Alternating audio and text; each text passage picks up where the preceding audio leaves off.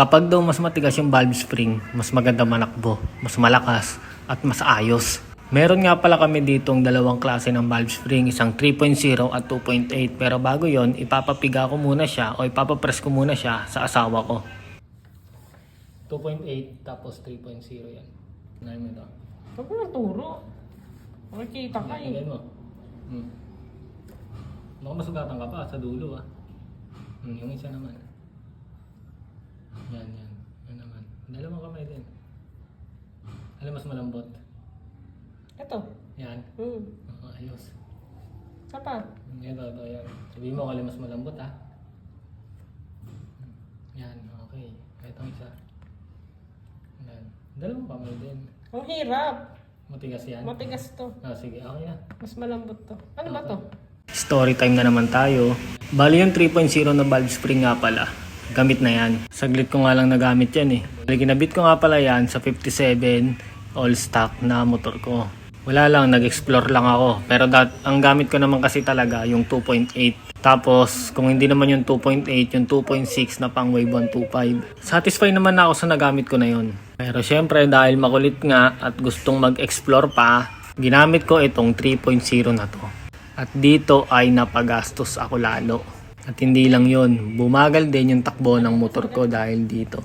Pero ulitin ko, hindi ako magaling ha. Nag-share lang ako ng experience. Every time na nakakapagpalit ako ng mga maliliit na bagay tulad ng mga valve spring na yan, talagang nagtitest drive ako. Bigla-bigla akong nag-aaya ng rides sa mga tropa. Kung walang sasama kahit ako mismo.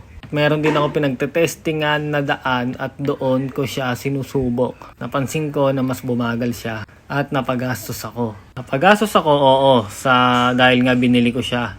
At bukod pa yon, gastos ulit ako dahil yung valve ko ay bumaluktot.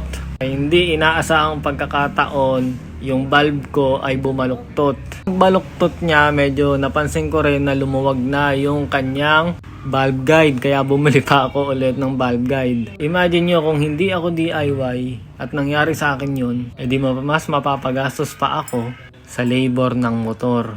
Kaya kung bibili kayo ng spring, pwede nyong gamitin ay 2.8. Pero pwede nyo rin gamitin itong 3.0.